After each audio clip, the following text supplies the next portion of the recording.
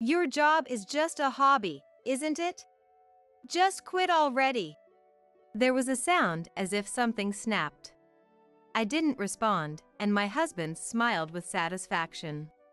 Seeing his triumphant look, I realized the husband I once loved was no longer there. Expressionless, I faced my husband and extended something towards him. My name is Sophia, a 35-year-old housewife. I have a 15-year-old daughter, Olivia, and my husband, Michael, making us a family of 3. Michael and I were childhood friends. Our families lived next door to each other. We started dating in college. Back then, when I was crying over being cheated on by a then-boyfriend, Michael was the one who stayed by my side. Our parents had always hoped we would marry, and were thrilled when we did. So much so, that when we announced our relationship, both families threw a celebration party. As working adults, we started living together, near our respective workplaces. I worked at a small design company, a budding illustrator with demanding days. As for Michael, he worked at a renowned local corporation. The company was known for its clean management practices, and even those in sales positions typically got to return home at regular hours. Before marriage, there was a discussion involving our parents. They suggested I change jobs, but Michael and his parents supported my career, and I continued until I became pregnant. Michael shared household chores with me. He'd take over when I was busy, never complaining. He'd leave notes when he went to bed first, and plan surprises for anniversaries and birthdays. Of course, I took over the chores during his busy periods. In this way, we supported each other. Our relationship smoothly continued, and we married in our 3rd year as working professionals. I got pregnant soon after marriage. It was around this time that Michael changed. Suffering from severe morning sickness, I retired early. I started spending more time at home. But being at home didn't mean I could move around much. From morning until bedtime, the nausea was relentless, and I often spent the whole day confined to the bathroom. I thought Michael would understand. But one day, as soon as he came home, he looked around the living room and said, "Wow, what's this mess? Hey, Sophia, what have you been doing all day?" Today, I felt too sick to move from the bed. Maria managed to keep the house clean even during her pregnancy, and she worked and cooked meals too. I wonder why you can't do the same, Sophia. I was speechless. Maria is the wife of his close friend. Her husband, William, is 3 years older than us and is also Michael's boss. Since the beginning of our marriage, we have been close as a couple. Of course, this includes Maria, his wife, as well. Maria, the same age as William, had no friends nearby as her family lived far away. Every time we met, she expressed her joy at being friends with me. William and Maria have a 10-year-old daughter. They were childhood friends too and incredibly got married as students at 18. They had a child while still in college. Both Maria and William attended a correspondence university, balancing childcare, studies, and part-time jobs with support from their families. Michael and I respected them for that. But I hated being compared to Maria. Why suddenly compare me to her? If I were well, I would have done it too. It's not about that. If you really wanted to, you could have done it. You're not sick all day, are you? Think about how I feel coming home to no dinner. With that, he went into the bedroom. Since then, he stopped doing any household chores. But only when we were alone. When guests came, he suddenly became cooperative. For instance, when my mother-in-law comes to help, he returns to doing chores as usual, just for that time. He actively cooks and starts hanging laundry. Then he says, "Sophia is pregnant, so we shouldn't push her too hard. It would be terrible if something happened. Besides, men should do their share of the household chores too." I thought, how can you say that? But I couldn't speak up, seeing how happy his mother was. However, as soon as she left, he abandoned everything he was doing. I helped today, so you can handle the rest, right? You've slacked off enough. I wasn't slacking off. Can't you at least finish what you started? Sophia, you should do it. You need to break the habit of taking it easy. Maria managed on her own, right? And since Mom is here to help, don't be too demanding. Every time I tried to argue, he would bring up Maria. No matter how many times I asked him to stop, it never changed. After our daughter Olivia was born, he started treating me like a housekeeper. He criticized everything, from the way I folded laundry, to the menu I cooked, even how I cleaned. He also began to meddle in our finances, reducing the budget for my cosmetics and clothes. I lost all freedom because of that. But when guests visited, he put on a show. Especially the day before we had commitments with his or my parents, or William and Maria, he would send me to the beauty salon. Then he would belittle the beautified me. He would tell everyone, I always tell Sophia she needs to stay beautiful. But she's always so modest. Everyone believed his charming words, so I couldn't tell the truth to anyone. I was afraid of ruining the relationship with my kind-in-laws. We lived like this for 10 years. After a decade, I got used to it. I learned to ignore his words and to think of him as just an ATM. We remained close with William and Maria, even after 10 years. However, Olivia started feeling uneasy about her father's behavior and finally confronted him. Dad, why do you always hide your bossy attitude when guests are around? What? That's not true. And that's just keeping up appearances. Surely you don't expect me to tell everyone that Mom can't handle the housework, right? I'm just covering for her so she doesn't get embarrassed. She looked unconvinced by his explanation. Seeing that, I started thinking about divorce. But having not worked for 10 years, I was worried about supporting myself and Olivia. Just when I was troubled, an unexpected contact came. It was from the design company I had left 10 years ago. The president told me that they had expanded the business and were looking for freelance illustrators. They thought of me, having worked there before. When I left, everyone had tried to persuade me to stay, saying they hoped I would return one day. I gratefully accepted the offer. However, I couldn't neglect the household chores. So, I initially took on a remote part-time position during a trial period. For half a year, I managed to balance work and household duties successfully. But Michael seemed unhappy with my remote work, increasing his snide remarks. Don't neglect the household chores for a low-paying part-time job. If you can't handle housework or support the finances, you're just a burden. That was his constant refrain. Olivia supported my work and helped with the chores when she got home. Michael would praise her for helping, but after she went to bed, he would make sarcastic comments to me. Still, I didn't let it bother me. The reason was that my savings were steadily growing. However, the problem was the reason for divorce. I wondered how to tell my kind-in-laws about the psychological abuse without shocking them too much. Since our homes were next to each other, I wanted to keep seeing them even after the divorce. While I was thinking about this, I received a call from someone. I have something I want to discuss. Can I come over to your house tomorrow? It was Rachel, the daughter of William and Maria.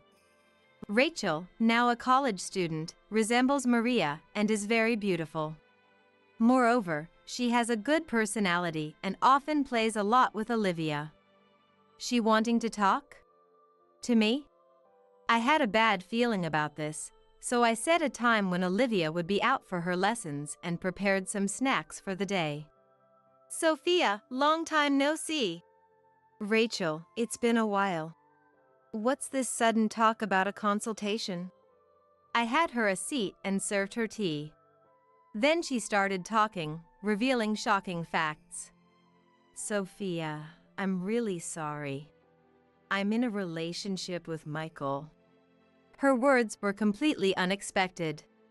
I thought it was a joke, but seeing her tearful eyes, I realized it was true.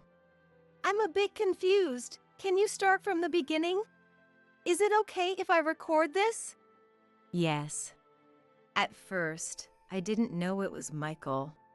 We met on a dating site, and the photos were different. After about a month of messaging, he suggested we meet. I thought he was a college student like me, so I wanted to meet him. But when I got to the place, it was Michael. She started crying at that point. She must have been very shocked. I sat next to her, rubbing her back, and encouraged her to continue. I'm sorry, the hardest part must be for you. That's okay. Keep going. I want to know everything. Okay. At first, I thought Michael was there by coincidence, so I sent a message to change the meeting place. Then he approached me, recognizing me.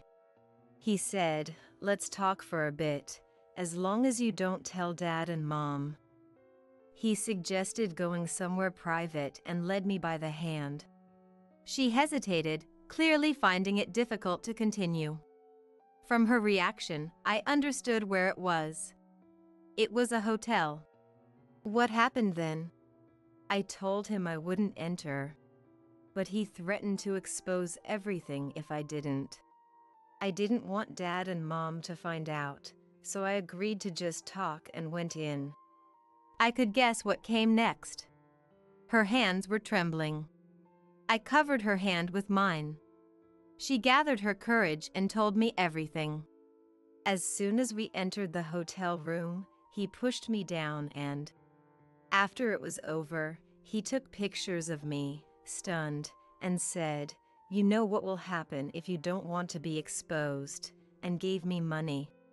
It was the same thing from then on. I was so scared. She then broke down in tears. I stroked her while biting my lip. I couldn't believe Michael could do such a despicable thing. After crying, Rachel took an envelope from her bag. This is the money he gave me. It's $50,000 in total. He never spent money on you, but gave me this much, which is unacceptable. I don't have much savings, but I'll pay for the divorce trial deposit. I plan to talk to my parents after this. I don't expect them to forgive me. Just wait a moment. Let's go talk to your parents together. I'll keep this money for now. I wouldn't dream of asking you for a deposit for a divorce trial. In fact, Rachel, you're the victim here. You could even file a police report if you wanted. She started crying again at my words. I contacted William and Maria, and without telling Michael, arranged for them to meet at our house.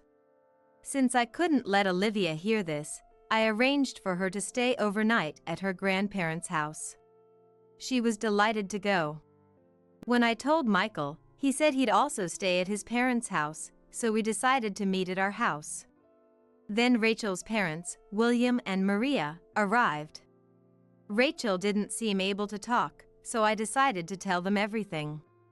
After hearing it all, William and Maria were furious with Michael and then apologized to me.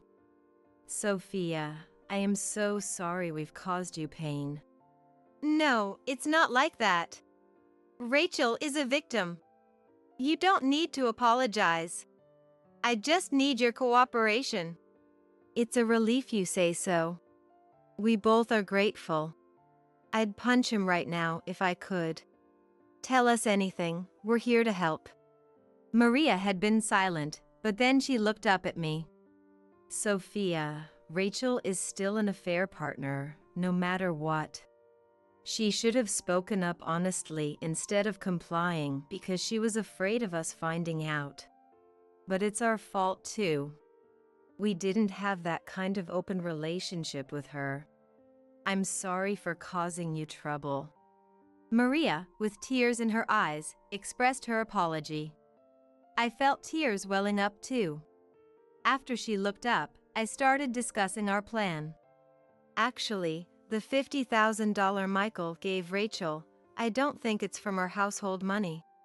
I didn't receive any living expenses, but I did open his salary statements every month. Sure, his allowance was generous, but $50,000 in half a year? It's not possible. I haven't seen any debt collection letters, and his parents don't lend or borrow money. Yet, he actually handed over $50,000. Doesn't it sound suspicious? Hearing this, William seemed to have an idea and agreed to investigate. I got the dating site account details from Rachel and started monitoring it. We decided to have Maria act as an undercover agent to meet the account holder.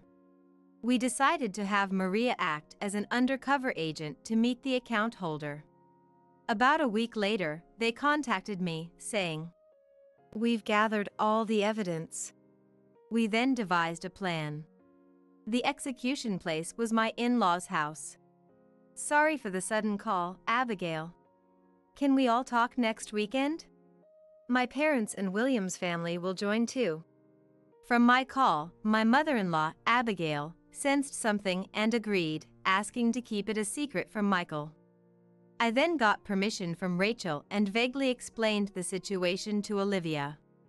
She was shocked to learn about her father, but more upset about Rachel being hurt. She had been dissatisfied with his attitude and promised to stay with me after the divorce. She also wanted to be present at the meeting. I hesitated, but respecting her determination, I agreed. On the day of execution, we headed to my in-laws' house. It's rare for William's family to join us. I wonder what it is, Michael said cheerfully. Apparently, Abigail told him she had something to discuss. When we arrived, William's family was also just getting there. Sorry for the sudden visit to your parents' house. Mom was sudden too. Hey Maria, you're as beautiful as ever. Love your outfit today. Unaware of the tension, Michael cheerfully chatted. Then he turned to Rachel. Rachel, long time no see. You've grown a bit, haven't you? More and more like Maria. Got a boyfriend yet? The atmosphere was tense at his words. She forced a smile and said, "Come on, Michael. We just saw each other last week." Did we? Maybe we passed each other at the station. Caught off guard, he hastily changed the subject. We then all entered the house. Everyone sat down, and there was a moment of silence. It was broken by Abigail. So, Sophia, what's this talk you mentioned on the phone? You have something to talk about, Mom? Sophia? What's going on? I produced the salary statements and a divorce application. His parents looked at me in surprise. Michael, without even looking at the salary details, tore up the divorce application. Gathering everyone for some joke? Is it because you can't do housework lately?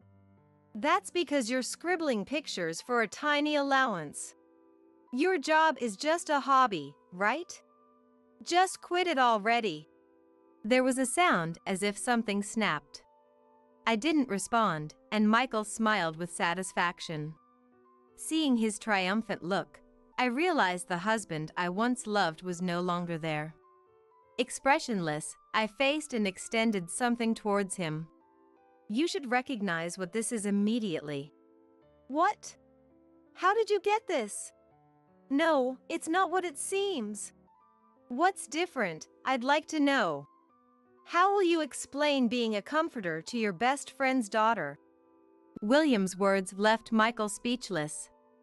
The in-laws read the documents, looking pale. My father-in-law, Alexander, said, Michael, not only did you betray Sophia, but you betrayed your best friend and damaged his daughter. Michael, not only did you betray Sophia, but you betrayed your best friend and damaged his daughter. Explain yourself. Sophia, I'm sorry. I thought our foolish son was making you and Olivia happy. Alexander glared at Michael, his face red with anger, while Abigail wept. Michael, seemingly resigned, answered seriously. Since marrying Sophia, I fell for Maria at first sight. But she was married to William and even had a child. I couldn't ruin their happiness. And I cared for Sophia too, so I decided to marry her. But when she got pregnant, she barely moved. It annoyed me how she used her illness as an excuse. Maria was beautiful, perfect at housework and childcare, so I always wondered why Sophia couldn't do the same. And she couldn't do housework properly but started remote work. I couldn't stand it. She even made Olivia help with chores. What a terrible mother. But I didn't divorce her because Olivia was cute. I'm kind like that. Recently, I've been meeting women who resemble Maria through online dating. One of them was Rachel. I was thrilled when I found her. I lured her out using a different photo and manipulated her by mentioning William and his family. Being with Rachel, who looked just like Maria, made me happy. You're the worst. Maria and Rachel are different people. And threatening with photos? And that money you gave Rachel, it was the company's expenses, wasn't it? William's words made Michael snort. The in-laws were stunned. It was a shock to learn that their son, whom they had thought was kind, was the complete opposite. I'll just pay back the expenses with the divorce settlement money from Sophia. Sophia, you didn't do housework, so you should pay the divorce settlement. And child support too. Don't rely on me because you have no money. And I'll remarry Rachel. I get a wife who looks like Maria, and Olivia will be happy with a young mom. Plus, our kids will be cute. At Michael's words, Rachel gasped. He looked satisfied, seeing her scared. Dad, what are you saying? If there's a divorce, I'll go with Mom, and Rachel won't marry you. Besides, you're creepy. I hate you. Hey, did Mom tell you to say that? She has no income or house. Let's be a family with Rachel and me. Olivia, unsurprisingly, rejected Michael's pleas. She brushed off his hand and glared at him tearfully. Those are my feelings. You made Mom and Rachel cry. How could I like someone like you? You're gross, stay away. Hey, Sophia. What have you been telling her? Michael's anger was directed at me, not Olivia. I sighed and showed him the salary statements. I told her the truth. That you're a lowlife who preyed on your best friend's daughter. And look at the payment section. I earn more than you.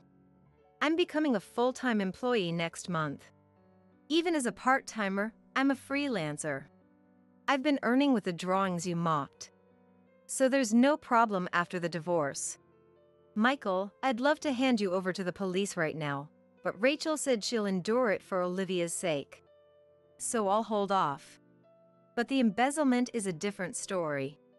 The boss already knows. Be prepared. Michael finally understood the gravity of the situation. He turned pale and sought help from his parents. But their response was the opposite of what he expected. We're cutting ties with you. You'll pay the embezzlement and divorce settlement money yourself, and you're not welcome here anymore. With a scumbag like you in the house, Sophia and Olivia won't be able to return. My in-laws rejected him. Then my father, Louis, who had been silent, spoke. Michael, I've known you since you were born, even when you were in your mother's womb. That's why I entrusted Sophia to you. But this outcome is disappointing. I never want to see you again. No, wait. Sophia, you won't divorce me, right? You love me, don't you? Michael, respecting my father, turned pale and looked at me. Then, unbelievably, he suggested reconciliation. He desperately clung to me, thinking I still loved him. I presented another divorce application. I want a divorce now. I don't love you anymore. I'll take all the savings as child support, so there's no need for property division. I won't take a divorce settlement from you, so pay Rachel. Oh, and what was that phrase? If you can't do housework or support the family, you're a burden. I'm returning those words to you. We don't need a burden in our future. Michael tried to retort, but no words came out. Glared at by everyone there, he reluctantly signed the divorce papers. Alexander, Abigail, even though I'm divorcing Michael, Olivia is still you two's granddaughter. Can we visit sometimes? Of course. We'd be honored if you two visit. Abigail, happy to see her granddaughter again, agreed. Then, they had Michael write a disinheritance document and kicked him out. He was fired from his job without making the embezzlement public. After handing over his savings to us, he was left penniless and now works day and night, living in a shabby house. The local rumors spread, leaving him friendless and without help. William's family moved. It seems they considered the possibility of Michael making a sudden appearance. We still keep in touch and occasionally go on trips together. We hesitated at first, but it was Rachel's wish. My career is going well, earning enough for Olivia and me. We even bought a newly built condominium and plan to move in next year. We look forward to living happily, doing what we love. How could I possibly receive a letter from Diana who has passed away? I was staring in shock at an envelope in my mailbox at home. The letter was from my mother-in-law Diana, whose funeral we had just finished yesterday. Diana had always been so kind to me since the beginning of my marriage, and I adored her. We often dined out together and enjoyed shopping, becoming close friends despite the age difference. I was heartbroken when Diana passed away suddenly. Even after the funeral, I couldn't fully accept the reality of her death. So, when a letter from Diana arrived, I was incredibly surprised. Rushing to read it, I found something totally unexpected.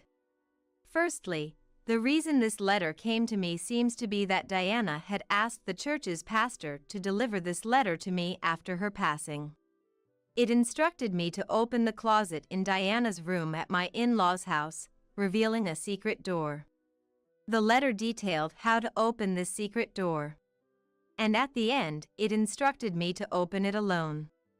Checking the time, I knew that Jimmy, Diana's brother-in-law who lived with her, his wife, and their kids would all be out at school or work. I headed straight to my in-laws' house, used my key to get inside, and followed Diana's instructions to open the secret door in her closet by myself. Thank goodness, it opened. Relieved that it opened successfully, I checked what was inside. What is this? My name is Olivia. I'm a 35-year-old web designer working remotely. 5 years ago, I married Fred, who is 4 years older than me, introduced by a friend, and we still have a great relationship. However, we don't have any children yet. Both of us love kids and wanted to have them as soon as we got married, but unfortunately, we haven't been able to conceive. There was a time when I was deeply troubled and depressed about not being able to have children, but there was someone who always treated me kindly. That was my mother-in-law, Diana. Olivia, don't overthink it. There's no need to rush. How about we go to the new waffle shop by the station to change your mood? Diana always encouraged me and spoke kindly to me. She was bright, kind, and empathetic. I loved her for that. Diana saved me many times, and gradually, I worried less about not having children. My desire for children hasn't changed, but we've decided not to undergo serious fertility treatments and let nature take its course.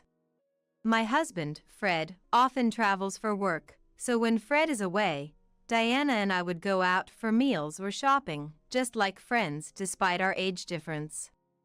Diana lived close to where Fred and I lived, in the same house as my brother-in-law, Jimmy, and his family, who have 3 children. Though Diana seemed to get along well with Jimmy's family, Jimmy and his wife often hurled insults at us for not having children. Olivia, still no kids? We have 3 adorable ones, you know. It's like you're dishonoring your parents by not having any. Just cut ties with Diana already. Brittany, Jimmy's wife, would say such things with a triumphant look, and Jimmy would join in, mocking us. Brittany's right. Well, Fred has always been a bit of a loser, and even if you had kids, they'd probably be losers too. In the beginning, Fred and I would fight back against their cruel words. But as they never seemed to listen, we gradually stopped responding. We started to avoid Jimmy and his wife as much as possible. They were awful to us, but in front of Diana, they pretended to be nice. So Diana never knew their true nature. We didn't want to worry Diana unnecessarily, so we never told her about Jimmy and his wife's behavior. One holiday, Fred, Diana, and I planned to go out to eat. We headed to the in-laws' house at the agreed time. Usually, Diana would be waiting outside the front door, ready to go, but not this time. Huh? Is Diana not yet ready to go out today? That's unusual. She'll probably come out soon. Fred and I didn't think much of it and waited for Diana to come out. But even after 5 and then 10 minutes, she didn't appear, and she didn't answer her phone either. What's going on with Diana? Getting worried, we decided to ring the in-laws' house doorbell. When there was no response, we used our spare key to enter. Hey, Mom! Fred called out as we entered, but there was no answer. Feeling uneasy, we hurried to find Diana and discovered her collapsed in a room. Diana! I screamed as I ran to her, and Fred immediately called an ambulance. The in-laws' house was empty, as Jimmy and his family must have been out, leaving no one there but Diana. The ambulance arrived in about 8 minutes, and Diana was immediately taken to the hospital, but unfortunately, she passed away. It was a stroke. Fred and I couldn't accept the sudden departure of Diana from our lives. We both cried so much we thought we might run out of tears. However, there was much to be done, such as preparing for the funeral. We couldn't remain saddened and withdrawn forever. The funeral was to be a small affair with just close relatives and family, with Diana's eldest son, Jimmy, serving as the family representative. For Diana's sake, Fred and I began preparations in coordination with Jimmy. Yet, even as we contacted relatives and met with the church, I sensed an air of reluctance from Jimmy. He didn't seem to mourn Diana's death, but at the funeral, he fulfilled his duties as a family representative, at least minimally. However, after a brief chat with the relatives, I immediately called for Fred. Since I left the gathering so abruptly, the relatives looked at Jimmy with displeasure. Furthermore, at the meal with relatives after the funeral, Jimmy was the first to take his seat and showed no intention of standing up again. Even if Fred made greetings, he just drank beer. Brittany, too, was just drinking beer beside him. So Fred and I hurriedly went around to the relatives, thanking them for coming and sharing memories of Diana. Perhaps influenced by their parents' behavior, Jimmy and Brittany's 3 children were engrossed in their handheld gaming devices. Laughing loudly and playing with each other, an inappropriate behavior for a post-funeral gathering. None of Jimmy's family seemed to mourn Diana's death. The relatives must have sensed their attitude as they avoided speaking with Jimmy and his wife, choosing instead to share their farewells and memories with Fred and me. Even as the relatives' attitudes changed overtly, there was no change in Jimmy's family's behavior. They kept ordering beer after beer, talking about the inheritance and plans for vacationing during their break. It was disrespectful, considering how much Diana had done for them during her life. I couldn't help but look at Jimmy's family with disdain. The next day, Fred left early to take care of various formalities. Alone at home, I went to check the mailbox for the newspaper and noticed an envelope inside. Who could it be from? I picked up the letter to check, and to my surprise, it was addressed to me and the sender was none other than Diana. How could there be a letter from Diana? Surprised, I went back into the living room to open the letter. The letter contained something entirely unexpected. It appeared that Diana had arranged with the church's pastor to send this letter to me after her passing. The letter included instructions to open the closet in Diana's room at the in-laws' house, how to find and open a hidden door within the closet, and the contact information of a lawyer Diana had dealings with. The final instruction was to ensure I opened the closet alone. I read Diana's letter over and over. Though Diana was slender, her handwriting was large and forceful. Indeed, the powerful signature that seemed to embody Diana's very essence made me take a deep, refreshing breath. Deeply moved, I looked at the clock. 9 a.m. The in-laws' house should be empty now. I murmured to myself, quickly got ready, and headed to the in-laws' house. The children should be at school by now, and Jimmy and his spouse likely left early this morning. I saw on Brittany's social media this morning that she and Jimmy were going out together. Despite it being the day after Diana's funeral, they seemed to be sending the kids to school and boasting about enjoying their day off using vacation time. If that post was accurate, no one would be at the in-laws' house. I had to go now. I couldn't be sure when another chance would come. Using my key, I opened the door to the in-laws' house and entered slowly. The absence of Diana's welcoming smile made my heart ache. Holding back the pain in my chest, I went into Diana's room. Opened the closet, and then reached for the hidden door inside, just as the letter had instructed. Thank goodness, it opened. I sighed in relief upon opening it successfully and checked what was inside. There, I found the items mentioned in the letter and an additional document. What is this? Looking at the documents, I felt Diana's love and was on the verge of tears. I wanted to stay and cry, but I knew I had to leave the in-laws' house quickly. It would be disastrous if someone were to come back and see me here. That is because Diana's letter had instructed to do this alone. With the documents in hand, I returned home and contacted the lawyer mentioned in Diana's letter to inform them of her passing. Just as I was about to contact Fred and Jimmy's family to see if we could all get together this weekend, I received a message. It was from Brittany. The message said they had important news and wanted everyone to gather at the in-laws' house this weekend. What could Brittany possibly want to discuss? I have nothing but a bad feeling about this. I was skeptical, but it seemed odd to refuse, so I decided to accept Brittany's suggestion. When Fred and I arrived at the in-laws' house over the weekend, I joined the meeting feeling tense. Jimmy and Brittany were smirking unpleasantly, and their 3 children were not present. Likely left with someone else. As soon as Fred and I sat down, they presented us with a document. This is Diana's will, Brittany declared confidently.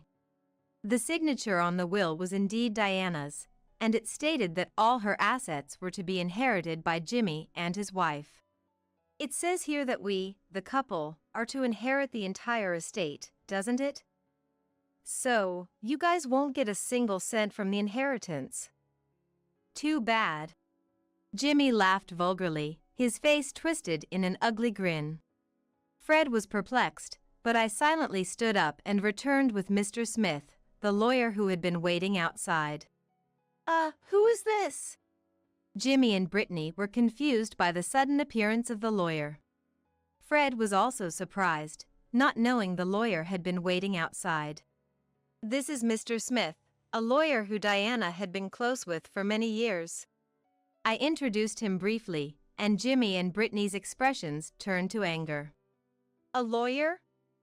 Why did you bring someone like that here?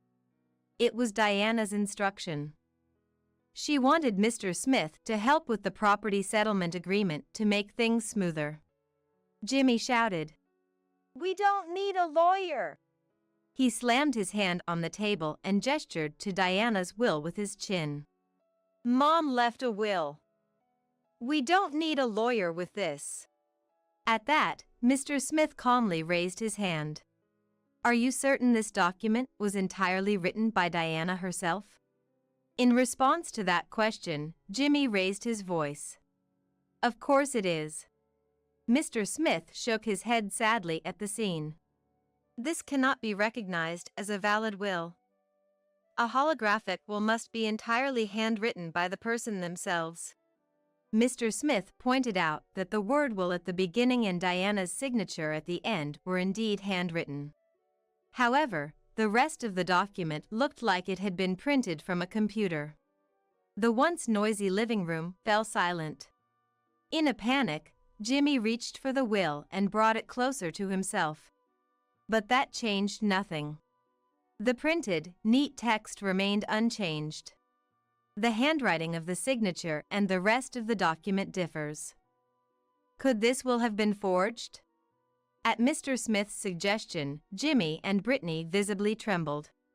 What are you talking about? We would never do such a thing.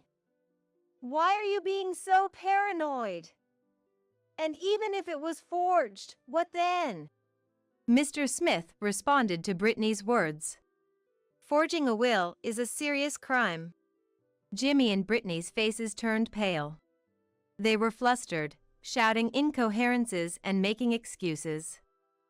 At this moment, Mr. Smith delivered the crucial information. Olivia has a notarial will, so this will is invalid. What? Jimmy and Brittany were astonished, their eyes wide open. What's that? We weren't informed.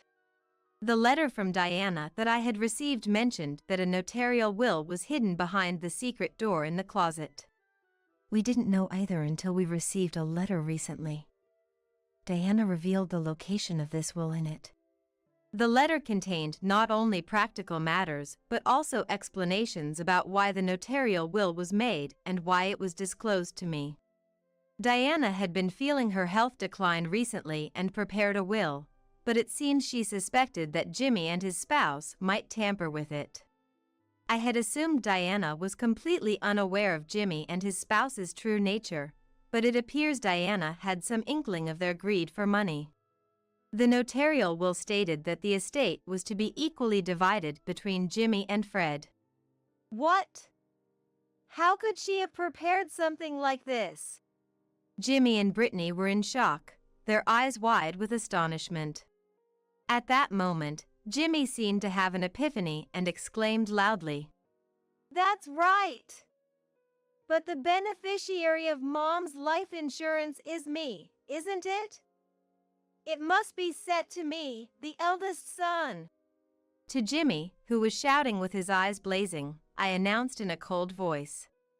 In addition to the notarial will, Diana also entrusted me with a life insurance policy. I am named as the beneficiary. Inside the hidden door of the closet, there was not only the notarial will but also the life insurance policy. Jimmy and his wife stared at the notarial will and the life insurance policy in disbelief. I didn't hear about this. I don't know anything about this. It's normal not to be notified when the beneficiary of a life insurance policy is changed. Jimmy protested, banging on the table, but Mr. Smith was firm. Fred, looking puzzled, asked me, when did Mom entrust Olivia with these? I had no idea. Did she not want to tell me? I smiled at Fred and explained. It was written in the letter from Diana. She wanted to tell you as well, but it was safer to entrust it to just me to avoid Jimmy and his wife catching on. I see. You and Mom were really close, after all. While Fred and I were talking, Brittany interrupted us hysterically. I won't accept this. Why should you, who never even showed Diana your children, inherit her estate? This is ridiculous. I can't accept this at all. That's right. You childless ingrates don't deserve Mom's estate. We lived with her just for the inheritance. It's outrageous to split it. The entire estate should be ours. Jimmy, too, was red-faced and yelling. Brittany continued with her selfish claims. We have 3 children, you know? As compensation for not giving Diana grandchildren, you should relinquish the entire estate to us for our children's future. We, who gave her 3 grandchildren, are far more worthy than you. So, the estate should all be ours. Unfazed by Brittany's fervor, I calmly stated, What you're saying is nonsensical. Please calm down. Brittany, infuriated by my composed demeanor, yelled, Your smug attitude is infuriating. Just give us the money. Useless woman. As she screamed, Brittany lunged at me. Fred and Mr. Smith quickly intervened, but Brittany managed to punch me in the head before they could stop her. Ouch! Brittany's hands, adorned with several large rings, felt like brass knuckles, causing a dull pain that made me cry out. Stop it! Fred and Mr. Smith pulled Brittany away, but she, still unrestrained, reached out to me again in her frenzy. Give me the inheritance. I deserve it all more than you do. I have 3 children, after all. Brittany's eyes were bloodshot, her face demonic. Jimmy, encouraging Brittany in such a manner, an enraged Fred called the police. Go on, do it more. Soon after their arrival, Fred and Mr. Smith explained the situation to the police. Jimmy and his spouse were then taken away by the police. Left behind, Fred and I thanked Mr. Smith and decided it was best for him to go home for the day. What was supposed to be just a discussion about creating a property settlement ended up being a terrible ordeal. Fred and I solemnly agreed to visit later with some sweets as an apology. Fred was very concerned about me being hit by Brittany, but when I told him that the headache had completely subsided, he seemed relieved. Amidst the tumultuous developments, I muttered to myself, That was quite an intense experience. Then, Fred shared his thoughts with me. You know, Brittany always makes a big deal about her kids. She's always said how great she is for giving Mom 3 grandchildren. Don't you think she's too obsessed with money? Indeed, Brittany had always overly emphasized her children, and her greed for money earlier was intense. Well, yes.